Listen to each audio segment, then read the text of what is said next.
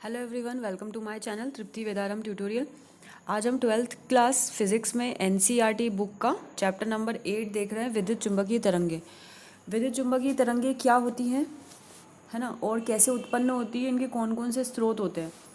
तो तरंगे बेसिकली क्या होती है, जो कि इस फॉर्म में ट्रैवल करती है ना। इस फॉर्म में जो भी चीज़ ट्रैवल कर रही है उसे हम तरंग कहते हैं। तो जो हमारा प्रकाश है, प्रकाश जो है वो भी तरंग के रूप में क्या करता है, ट्रैवल करता है। आपने देखा होगा, आप डॉक्टर के पास जाते हैं, एक्सरे करवाते हैं, है ना। एक्सरे जनरली सभी करवाते हैं आजकल। तो एक्सरे जैसे आपका ये हाथ है, अगर मान लीजिए किसी पर्सन का ये हाथ है और हड्डी में यहाँ पर क्रैक हो गया है ना, यहाँ पर हल्का सा क्रैक हो गया है, तो जैसे ही आप एक्सरे डालते हैं तो इसमें जो क्रैक है वो आपको अलग ही इसके पिक्चर में शो हो जाता है ना। ये हाथ है और ये जो क्रैक है यहाँ पर क्या हो जाएगा, शो हो जाएगा कि हाँ ये क्रैक है। तो बेसिकली जब यहाँ से एक्सरे जाती हैं तो एक्सरे भी एक तरीके से क्या है, तरंग है। ये जो तरंग है जब इस हाथ के अंदर जाएंगी तो जितने भी मसल्स हैं, जितने भी आपकी मांसपेशियाँ हैं, उनके आर पार निकल जाएगी ये तरंग एक्सरे, है ना। एक्स किरणें जो हैं ये मसल्स के आर पार निकल जाएगी, लेकिन जो ये बोन्स होती है, हड्डियाँ होती है, उनको पार नहीं कर पाती है एक्सरे, है ना। इसलिए जो हड्डियों में क्रैक होते हैं या हमें नज़र आते हैं। जिस प्रकार से एक्सरे होती है उसी प्रकार से आपके पास दृश्य प्रकाश होता है। दृश्य प्रकाश मतलब जैसे आपके पास होती है लेज़र लाइट। लेज़र आप सभी ने देखा है ना। लेज़र लाइट जिस भी आपको, जैसे कोई प्रेजेंटेशन दे रहा है टीचर, है ना, बोर्ड पर, तो लेज़र से यहाँ पर पॉइंट कर सकता है। और दृश्य प्रकाश क्या होता है, जैसे बल्ब है आपका, है ना, ऐसा प्रकाश जो कि आपको दिखाई देता है, जो सूर्य से प्रकाश आता है ना, वो भी आपको दिखाई देता है, तो वो क्या कहलाता है, वो दृश्य प्रकाश कहलाता है, वो विजिबल लाइट कहलाती है, विजिबल लाइट, है ना। तो विद्युत चुम्बकीय तरंगों में हमें बहुत सारे प्रकार की अलग अलग तरंगों के बारे में पढ़ना है, जैसे कि एक्स किरणें, है ना, एक्स रे, एक्स किरण, एक्स रे, या फिर गामा रे। रे मतलब होता है किरण, किरण मतलब होता है तरंग, है ना। गामा रे, गामा रे के बाद आता है आपका यूवी तरंगे, पराबैंगनी, यूवी मतलब होता है पराबैंगनी तरंगे। उसके बाद होता है अवरक्त तरंगे। तो इन सब तरंगों के बारे में आपको इस चैप्टर में बेसिकली पढ़ना है। अब आपको एक क्वेश्चन पूछा जाता है कि विद्युत चुम्बकीय तरंगे कैसे उत्पन्न की जाती है ना। विद्युत चुम्बकीय तरंगे कैसे उत्पन्न की जाती हैं, तो आपको आंसर लिखना है, त्वरित आवेश विद्युत चुम्बकीय तरंगे उत्पन्न करता है या उत्सर्जित करता है। अब ये त्वरित आवेश क्या होता है, त्वरित मतलब होता है त्वरण, त्वरण करता हुआ आवेश। यदि कोई आवेश त्वरण कर रहा है, त्वरित मतलब एक तरीके से ये भी लिख सकते हैं आप दोलायमान, इस त्वरित की जगह दोलायमान भी लिख सकते हो, दोलन करता हुआ आवेश। इस प्रकार से अगर आवेश दोलन कर रहा है, आवेश मतलब या तो इलेक्ट्रॉन हो सकता है, प्रोटॉन हो सकता है ना। इस प्रकार से ये जो चार्जेस हैं, आवेश हैं, अगर ये एसिलरेट कर रहे हैं, है ना, तो ये क्या करते हैं, इलेक्ट्रोमैग्नेटिक वेव उत्सर्जित करती है। ये मैंने क्या बनाया, इलेक्ट्रोमैग्नेटिक वेव, विद्युत चुम्बकीय तरंगे, ये विद्युत चुम्बकीय तरंगे उत्सर्जित करते हैं। तो कैसे उत्सर्जित होती हैं, तो दोलायमान आवेश विद्युत चुम्बकीय तरंगे उत्सर्जित करता है। ठीक है। स्थिर आवेश जो है वो विद्युत चुम्बकीय तरंगों का स्रोत नहीं होता, है ना। विद्युत चुम्बकीय तरंगे ना तो स्थिर आवेश, ना ही एक समान गति से चलते हुए आवेश से विद्युत चुम्बकीय तरंगे उत्सर्जित हो सकती है, ना, ना मतलब नहीं हो सकती है ना, स्थिर आवेश से नहीं हो सकती। त्वरित आवेश, त्वरित मतलब वेग परिवर्तन हो रहा है समय के साथ, उसे कहते हैं आप त्वरण, है ना, एसिलरेशन, एसिलरेशन। जब वेग समय के साथ परिवर्तित होता है तो उसे कहते हैं आप त्वरण। जैसे आप गाड़ी चला रहे हैं, है ना, आप गाड़ी चला रहे हैं, कभी आप चला रहे हैं 10 मीटर प्रति सेकंड की स्पीड से, कभी चला रहे हैं आप 15 मीटर प्रति सेकंड की स्पीड से, कभी चला रहे हैं आप 16 मीटर प्रति सेकंड की स्पीड से। इसका मतलब आपका जो वेग है, स्पीड है, वो आप क्या कर रहे हो, समय के साथ बदल रहे हो। तो अगर कोई आवेश है, अगर वो इस प्रकार चल रहा है कि उसकी स्पीड क्या हो रही है, कंटिन्यूसली बदल रही है, तो अपने आप उसमें से विद्युत चुम्बकीय तरंगें क्या होने लगेंगी, उत्सर्जित होने लगेंगी। ठीक है। तो पहला पॉइंट आपको याद रखना है कि त्वरित आवेश विद्युत चुम्बकीय तरंगे उत्सर्जित करता है, या फिर दोलायमान आवेश विद्युत चुम्बकीय तरंगे उत्सर्जित करता है। That means accelerating charge produces electromagnetic radiation और oscillating charge produces electromagnetic radiation. ठीक है। अब जो ये इलेक्ट्रोमैग्नेटिक रेडिएशन है, विद्युत चुम्बकीय तरंगे है, सबसे पहले इनको मैक्सवेल ने बताया था, है ना। ध्यान रखिए, ये ऑब्जेक्टिव बहुत इंपॉर्टेंट है, बहुत इंपॉर्टेंट ऑब्जेक्टिव है।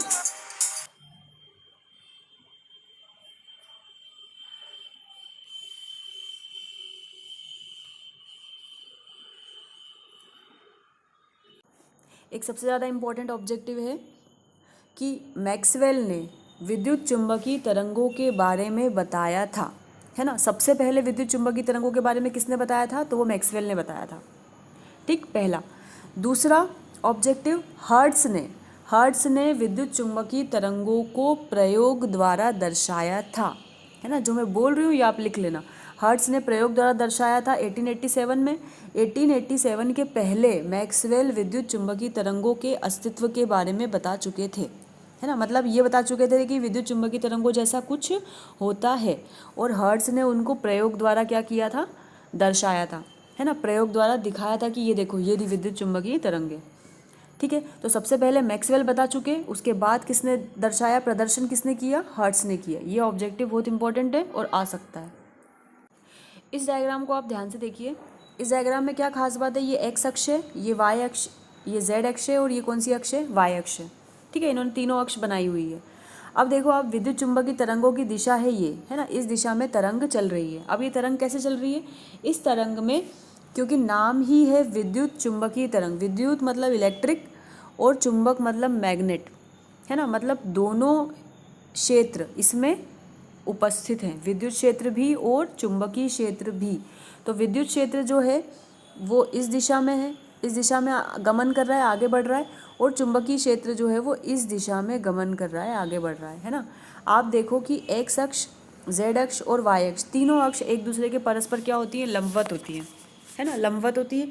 आप एक डोरी लो, डोरी को ऐसे बांध दो, यहाँ से यहाँ तक डोरी को बांध दो, यहाँ इस हिस्से को आप अपने हाथ से पकड़ो, है ना, इसको ऊपर लो और छोड़ दो, है ना। जब आप इस हिस्से को अपने हाथ से पकड़ोगे, ऊपर लोगे और छोड़ दोगे, तो ये आप देखोगे कि ये ऐसे ऐसे कंपन करेगा, है ना, ऐसे ऐसे क्या करेगा, ये तरंग उत्सर्जित करेगा। ठीक, उसी प्रकार से आपने इसी डोरी को अब आपने कहाँ से खींचना है, इस दिशा से खींचना है। इस दिशा से आप खींचोगे तो जो कंपन होंगे वो इस प्रकार से होंगे, है ना। जैसे सांप चलता है ना ज़मीन पर, ऐसे जैसे सांप चलता है ज़मीन पर, इस प्रकार से जो कंपन होंगे वो किसके होंगे, चुंबकीय क्षेत्र बी के। और जैसे मेंढक उचक उचक के चलता है ज़मीन पर, उस हिसाब से कंपन किसके होंगे, विद्युत क्षेत्र ई के। जब ये दोनों कंपन आपस में जुड़ेंगे, विद्युत क्षेत्र और चुंबकीय क्षेत्र, तो ये दोनों कंपन मौजूद होते हैं किसमें, विद्युत चुंबकीय तरंगों में। ये दोनों चीज़ें एक साथ आगे बढ़ती हैं, है ना, और तरंग जो है वो इस दिशा में आगे बढ़ रही होती है। तो ये जो तरंग संचरण की दिशा है वो है के कैप, जो विद्युत क्षेत्र की दिशा है वो है ई वेक्टर से शो करेंगे, और जो चुंबकीय क्षेत्र की दिशा है वो पी वेक्टर से शो करेंगे। ठीक है, तो अब आप देख लो, एक रेखीय ध्रुवित विद्युत चुंबकीय तरंगे जो जेड दिशा में गमन कर रही है, कौन सी दिशा में गमन कर रही है, जेड दिशा में, और जिसका दोलनकारी विद्युत क्षेत्र कौन सी दिशा में, एक्स दिशा में, और दोलनकारी चुंबकीय क्षेत्र कौन सी दिशा में है, वाई दिशा में, है ना, जो मैंने आपको अभी बताया। जैसे एक आप देखो लो कि एक सांप चल रहा है और एक मेंढक चल रहा है ना। जब ये दोनों चल रहे हैं एक साथ, मान लो ये दोनों चीज़ें चल रही हैं, तो आगे तो ये इस दिशा में बढ़ रहा है, इस दिशा में आगे बढ़ रहा है, लेकिन ये दोनों जो दोलन है, मेंढक वाला और सांप वाला, स्नेक वाला, ये जो दोनों दोलन है, ये दोनों दोलन मिलकर विद्युत क्षेत्र चुंबकीय क्षेत्र की तरह कार्य करेंगे, और इस दिशा में तरंग आपकी आगे बढ़ेगी। ठीक है, तो विद्युत चुंबकीय तरंगे अगर आपको पूछते हैं तो आपको ये डायग्राम बनाना है उसका, है ना। ये लिखना है आपका ई बी, और तरंग की दिशा ये होती है।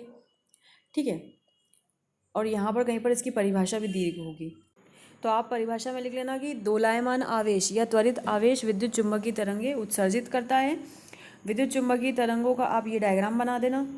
दूसरी बात आप उसमें लिख देना कि विद्युत चुम्बकीय तरंगों में ई बी और ई परस्पर लंबवत होते हैं।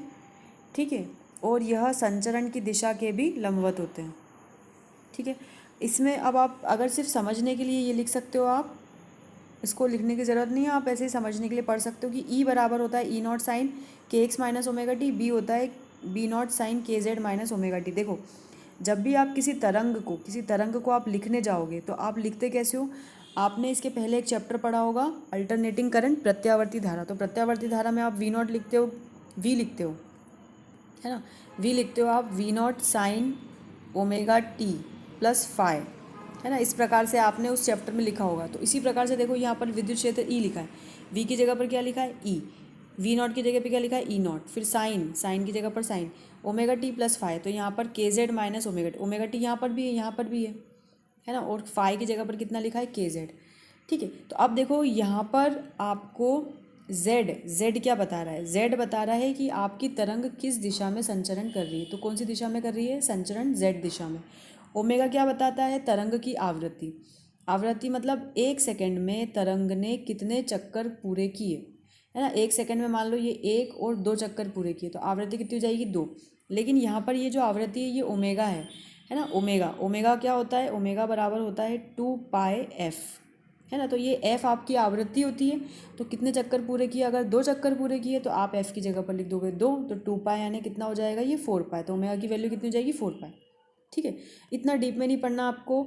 आपको पता है समय के साथ टी, समय के साथ ये तरंग क्या हो रही है? आगे बढ़ रही है।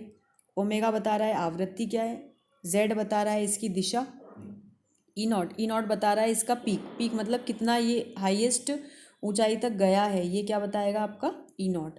और ई एक्स, ई एक्स मतलब कि जो विद्युत क्षेत्र है वो कौन से घटक में जा रहा है? एक्स घटक में, है ना। विद्युत क्षेत्र कौन सी दिशा में जा रहा है? एक्स दिशा में। और बी वाई यानी चुंबकीय क्षेत्र कौन सी दिशा में जा रहा है? वाई दिशा में, है ना। और लेकिन ये संचरण जब कर रहा है तो कौन सी दिशा में कर रहा है? जेड दिशा में, क्योंकि आगे बढ़ रहा है तो किस दिशा में आगे बढ़ रहा है? इस दिशा में बढ़ रहा है, तो जेड दिशा में, है ना। और आवृत्ति कितनी? ओमेगा, और टी मतलब है समय के साथ परिवर्तन है ना। और के क्या बता रहा है आपका? तरंग धैर्य, एक तरीके से, क्योंकि के बराबर होता है 2π/λ, और लैम्डा मतलब होता है तरंग धैर्य। तरंग धैर्य मतलब क्या होता है? मान लो आपके पास ये तरंग है ना। तो यहाँ से लेकर यहाँ तक की जो दूरी है वो क्या कहलाती है? लैम्डा, तरंग धैर्य। ठीक है, अब अगर तरंग है तो कोई ना कोई तरंग धैर्य होगी। हो सकता है कोई तरंग ऐसी चल रही हो, कोई तरंग ऐसी चल रही हो। तो आप देखो कि यहाँ पर तरंग धैर्य कम है और यहाँ पर तरंग धैर्य ज़्यादा है। ठीक है, तो विद्युत चुंबकीय तरंगों को आपको बस परिभाषा लिखनी है, चित्र बनाना है। ठीक है, और दूसरा क्वेश्चन आता है विद्युत चुंबकीय तरंगों की प्रॉपर्टीज़ क्या क्या होती हैं, है ना। प्रॉपर्टीज़ क्या क्या होती हैं, ये आपकी है प्रॉपर्टीज़, विद्युत चुंबकीय तरंगों के गुण, है ना। ये कभी कभी क्वेश्चन में पूछ लेते हैं, तो ये इंपॉर्टेंट है। तो आप पढ़िए क्या क्या लिखा है इसमें। विद्युत चुंबकीय तरंगे, ये तरंगे त्वरित विद्युत आवेश से उत्पन्न होती है ना। पहला पॉइंट हम बता चुके हैं। फिर उसके बाद ये तरंगे एक दूसरे के लंबवत परिवर्ती विद्युत और चुंबकीय दोलन के द्वारा संचरित होती है ना। मतलब विद्युत और चुंबकीय दोलन एक दूसरे के क्या होते हैं? परस्पर लंबवत होते हैं। और तरंग संचरण की दिशा जो है वो विद्युत क्षेत्र और चुंबकीय क्षेत्र दोनों की क्या होती है? लंबवत होती है। आपने देख लिया, विद्युत क्षेत्र अगर मेंढक की तरह जा रहा है, चुंबकीय क्षेत्र अगर सांप की तरह जा रहा है ना। तो जो तरंग संचरण की दिशा है वो ये होगी। एक्स अक्ष में अगर जा रहा है विद्युत क्षेत्र, वाई अक्ष में जा रहा है चुंबकीय क्षेत्र, तो जेड अक्ष में जाएगा क्या? चुंबकीय मतलब ये तरंग संचरण की दिशा। तो तीनों क्या होते हैं? एक दूसरे के लंबवत होते हैं। तो आप लिख सकते हो विद्युत क्षेत्र, चुंबकीय क्षेत्र और तरंग संचरण की दिशा परस्पर लंबवत होती है। इतना विद्युत क्षेत्र और चुंबकीय क्षेत्र समान कला में होते हैं, ये भी आप लिख सकते हो। समान कला में होते हैं मतलब जिस प्रकार से विद्युत क्षेत्र चल रहा है उसी प्रकार से चुंबकीय क्षेत्र। तो ऐसा नहीं कि विद्युत क्षेत्र अगर ऐसे जा रहा है तो चुंबकीय क्षेत्र इतना बड़ा बड़ा जा रहा है, ऐसा नहीं। जो तरंग है, धैर्य है, वो दोनों की क्या होती है? सेम होती है। इन सब पॉइंट्स में से आप कुछ इंपॉर्टेंट पॉइंट्स लिख सकते हो। ये तरंगें निर्वात में भी सीधी रेखा में चलती हैं। निर्वात मतलब चाहे वायु हो या निर्वात, ये रेखा सीधी रेखा में गमन करती है। इनकी जो चाल होती है, विद्युत चुंबकीय तरंगों की जो चाल होती है वो कितनी होती है? इतनी होती है। आप लिखो विद्युत चुंबकीय तरंगों की चाल प्रकाश की चाल के बराबर होती है, इतनी, है ना। एक पॉइंट आपका ये हो गया। अगला पॉइंट होगा ये तरंगें अनुप्रस्थ होती है। अनुप्रस्थ तरंगें और अनुदैर्ध्य तरंगें क्या होती है, इसके बारे में हम अगले लेक्चर में बताएंगे। उसके बाद अगला पॉइंट लिखिए आप, ये तरंगें परावर्तन, अपवर्तन, व्यतिकरण, विवर्तन, ध्रुवण सारे गुण प्रदर्शित करती हैं, है ना। मतलब इन तरंगों से आप परावर्तन, अपवर्तन सब हो सकता है। परावर्तन समझते हैं आप? परावर्तन मतलब प्रकाश किरण आई, ये कांच लगा है ना, मिरर लगा है, ये मिरर से परावर्तित होकर कहाँ चली गई? यहाँ चली गई। तो प्रकाश तरंगे भी क्या होती है? विद्युत चुंबकीय तरंगे। तो ये परावर्तन शो करती है ना, तभी तो हम परावर्तन पढ़ते हैं, अपवर्तन पढ़ते हैं। तो ये सारे जो जितने भी वो होते हैं, फिनोमिना होते हैं, वो सारे विद्युत चुंबकीय तरंगे दर्शा सकती हैं, है ना। कौन कौन से?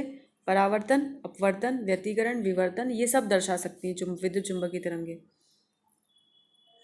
अब इन तरंगों में ऊर्जा और संवेग निहित होता है। मतलब अगर कोई तरंग है, अगर वो चल रही है तो उसमें ऊर्जा भी है और संवेग भी है ना। जैसे आप कुछ देर धूप में बैठो, है ना, आप धूप में बैठे, आपको धूप लगी, तो आप महसूस करोगे कि आपको अपने आप गर्मी लगने लगेगी। गर्मी क्यों लगती है? क्योंकि जो विद्युत चुंबकीय तरंगे हैं इनमें क्या होती है? ऊर्जा होती है। ऊर्जा होती है तो वो जो ऊर्जा है वो इससे आपकी बॉडी में ट्रांसफ़र होती है, जिससे आपको गर्मी लगती है। इसका मतलब इन तरंगों में ऊर्जा निहित होती है। ठीक है। उसके बाद आप ये सूत्र लिख सकते हो कि जो तरंगों का वेग होता है, विद्युत चुंबकीय तरंगों का वेग जो है वो इस सूत्र द्वारा दिया जाता है, C बराबर E0/B0। ये एक इम्पॉर्टेंट सूत्र है ना। इसमें से जो पॉइंट आपको आसान लग रहे हैं वो 5 पॉइंट्स आप याद कर सकते हो। ओके, चलिए, ये वाला क्वेश्चन भी इम्पॉर्टेंट है, विद्युत चुंबकीय तरंगें और यांत्रिक तरंगों में क्या अंतर है ना। तो ये भी आप पढ़ लेना और इसको भी आप लिख सकते हो। ध्वनि तरंग, यांत्रिक तरंग मतलब ध्वनि तरंग मतलब जैसे मैं बोल रही हूँ तो बोलने पर जो तरंगे है ना माध्यम में फैल रही हैं वो सारी क्या कहलाती है, ध्वनि तरंगे। भाई आपने कुछ बोला इस रूम में बैठकर, वो इधर वाले को सुनाई दे गया, है ना, ये एक कमरा है, ये एक कमरा है, यहाँ से कुछ बोला तो वो यहाँ सुनाई दे गया। तो इसका मतलब क्या है कि जब आप बोलते हैं तो माध्यम में क्या होता है, यहाँ जो माध्यम के जो कण हैं ये सब क्या है, माध्यम के कण हैं। ये जो कण है माध्यम के, ये क्या हो जाएंगे, डिस्टर्ब हो जाएंगे, और ये डिस्टर्ब होते होते कहाँ तक जाएंगे, अलग अलग जगहों तक फैल जाएंगे, है ना। तो ये तरंगे क्या कहलाती हैं, ध्वनि तरंगे, जिनके लिए आपको इस माध्यम की आवश्यकता होती है। लेकिन जो विद्युत चुंबकीय तरंगे होती है उनके लिए माध्यम की आवश्यकता नहीं होती। तो 2 क्वेश्चन है, विद्युत चुंबकीय तरंगे क्या होती है और उनकी प्रॉपर्टीज़ क्या क्या होती है, ये क्वेश्चन है। तीसरा क्वेश्चन है विद्युत चुंबकीय तरंगे और यांत्रिक तरंगों में अंतर। इन क्वेश्चंस में से ऑब्जेक्टिव आपके आ सकते हैं। जो आपकी बोर्ड की एग्ज़ाम होगी उसमें इसमें से 4 ऑब्जेक्टिव आएंगे, है ना। और अभी जो आपकी दूसरी एग्ज़ाम्स होंगी उनमें क्वेश्चन आंसर भी आएंगे। तो क्वेश्चन आंसर अगर आएंगे तो ये आपको पूछ सकते हैं। देखिए, अब हम पढ़ने वाले हैं एक्स किरणों के बारे में, है ना। एक्स किरणों से पढ़ने से पहले हम सबसे पहले ये देखना पड़ेगा विद्युत चुंबकीय स्पेक्ट्रम क्या होता है। विद्युत चुंबकीय स्पेक्ट्रम जो है इसमें आपके पास 7 तरीके की किरणें होती हैं। देखिए, विद्युत चुंबकीय स्पेक्ट्रम में आपके पास अलग अलग प्रकार की किरणें होती है ना। एनसीईआरटी बुक में आप चैप्टर में देख सकते हो कौन कौन सी किरणें होती हैं। पराबैंगनी, अवरक्त तरंगे, एक्स किरणें, गामा किरणें, रेडियो तरंगे, सूक्ष्म माइक्रो तरंगे, पराबैंगनी, अवरक्त तरंगे, ये सभी क्या हैं, इलेक्ट्रोमैग्नेटिक तरंगे हैं। हम जानते हैं कि दृश्य प्रकाश से लेकर यहाँ तक की जितनी भी तरंगे हैं ये सारी विद्युत चुंबकीय तरंगे हैं। इन सभी तरंगों से मिलकर बनता है आपका विद्युत चुंबकीय स्पेक्ट्रम, है ना। यहाँ से आपको समझने का काम है। अभी विद्युत चुंबकीय तरंगों में सबसे पहले आती है गामा, फिर एक्स, फिर पराबैंगनी, फिर दृश्य, फिर अवरक्त, फिर लघु माइक्रो तरंगे, फिर लघु रेडियो तरंगे, फिर टेलीविज़न तरंगे, मतलब इसी रीजन में काम करती हैं। फिर आती हैं दीर्घ रेडियो तरंगे। अब देखो, आपको बताती हूँ सबसे आसान तरीके से तरंगे कैसी होती हैं। ये तरंगे कैसी होती हैं, देखो आप ध्यान से देखो।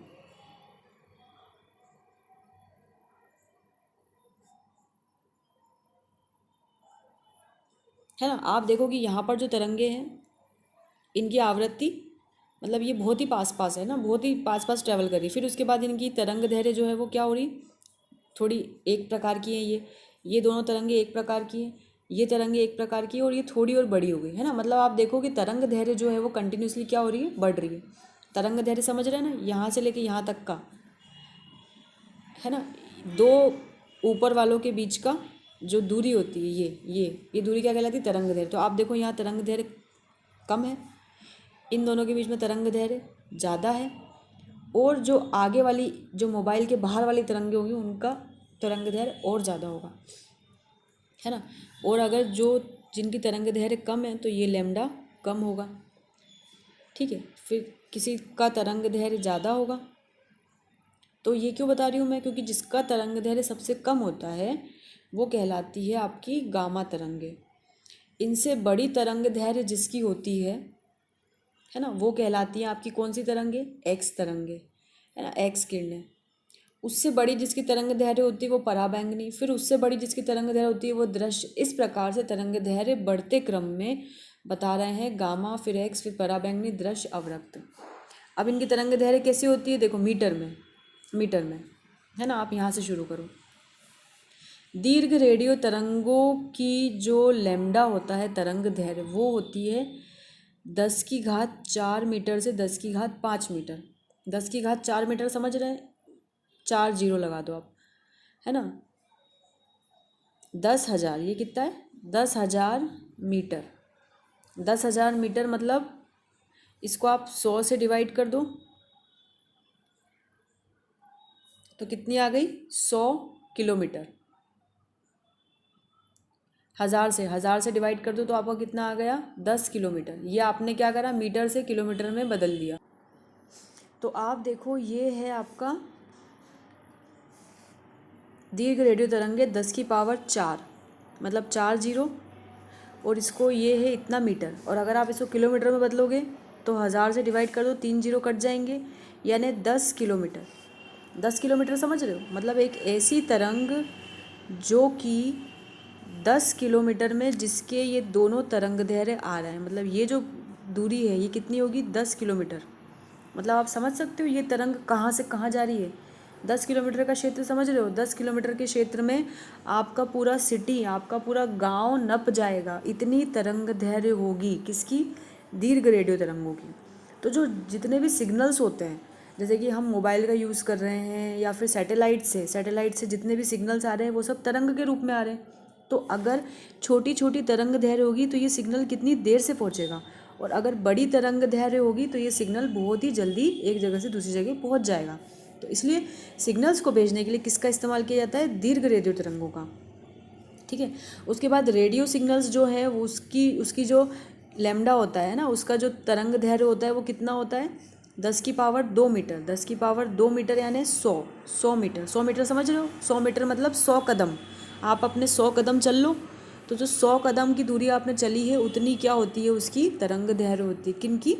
रेडियो तरंगों की, रेडियो टीवी तरंगों की, है ना। लगभग 1 मीटर या फिर 100 मीटर, 1 मीटर से लेके यहाँ तक की रेंज की होती है। 1 मीटर से लेकर 1000 मीटर तक इनकी तरंग दैर्घ्य होती है। ठीक है। तो ये जो तरंगे हैं, अब आपने देखा कि दीर्घ की सबसे ज़्यादा थी, उससे कम हुई 1 मीटर किसकी? टेलीविज़न की। टेलीविज़न के जो सिग्नल आ रहे हैं उनकी जो तरंग दैर्घ्य होगी वो कितनी होगी आपकी? 1 मीटर। इस प्रकार से रेडियो तरंगों की होती 10⁻⁻1 मीटर। 10⁻⁻1 मीटर मतलब 1/10 मीटर। 1/10 मीटर यानी 0.1 मीटर। तो ये तरंग दैर्घ्य और कम हो जाएगी, लघु की और कम हो जाएगी, अवरक्त की और कम, दृश्य प्रकाश की तरंग दैर्घ्य और कम। तो सबसे कम तरंग दैर्घ्य किसकी होती है? गामा किरणों की, है ना। अब आप सोचो कि आपको एक मैंने लकड़ी का पीस दे दिया, है ना। लकड़ी के पीस में अगर आप सोचो कि रेडियो तरंगे इस पीस के अंदर घुस जाएं तो घुस पाएंगी क्या? नहीं। क्यों? क्योंकि उनकी तरंग दैर्घ्य बहुत ही ज़्यादा होती है। लेकिन ऐसी तरंगे जिनकी तरंग दैर्घ्य बहुत ही कम होती है तो वो आसानी से इस टुकड़े के अंदर भी क्या हो जाएंगी? घुस जाएंगी, इसके आर पार चली जाएंगी, किसी भी वस्तु के आर पार चली जाएंगी। कौन सी तरंगे? गामा तरंगे और एक्स तरंगे।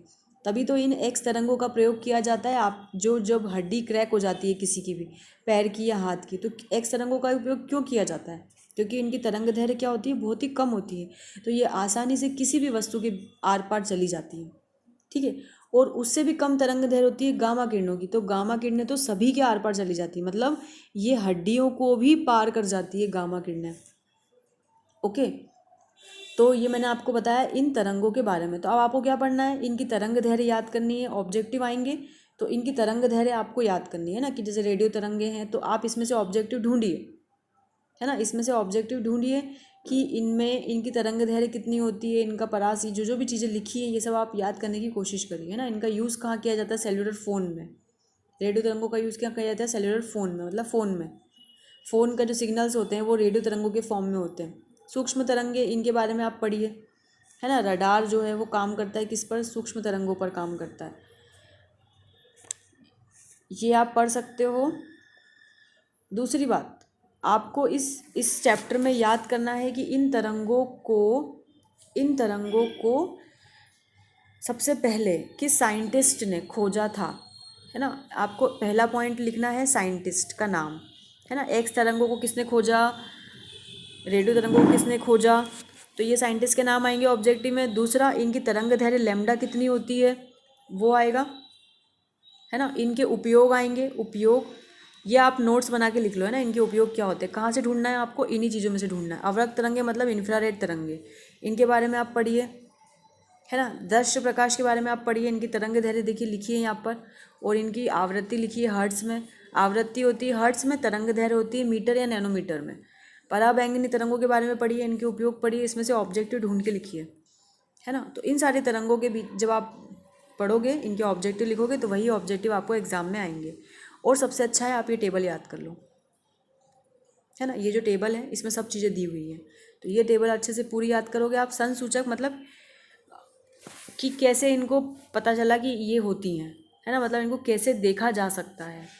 जैसे प्रकाश तरंगे होती है जब अपन फ़ोटो खींचते हैं, है ना, फोटोग्राफिक फिल्म पे आप देख सकते हो प्रकाश तरंगे। आप खड़े हो, आपकी फ़ोटो आ जाती है ना, तो आप जब कैमरे के सामने खड़े होते हो तो कैमरे से क्या लाइट ही तो फ्लैश होती है ना, लाइट नहीं होती फ्लैश, तो लाइट फ्लैश होती है तभी तो आपका फ़ोटो आता है। तो कैसे, तो लाइट जो है उसका अस्तित्व कैसे बताएंगे कि आपने फ़ोटो खींचा और फ़ोटो आ गई। तो प्रकाश का अस्तित्व फोटोग्राफिक फिल्म बताती है।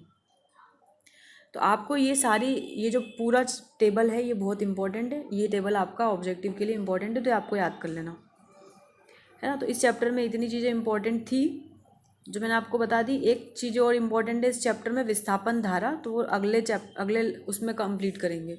और इसका कुछ पार्ट बचा होगा तो वो भी इसका सेकेंड पार्ट में कंप्लीट करेंगे। तो अभी के लिए इतना ही। Thanks for watching. अगर वीडियो हेल्पफुल लगा हो तो लाइक करें, चैनल को सब्सक्राइब करें और अपने दोस्तों से शेयर करें।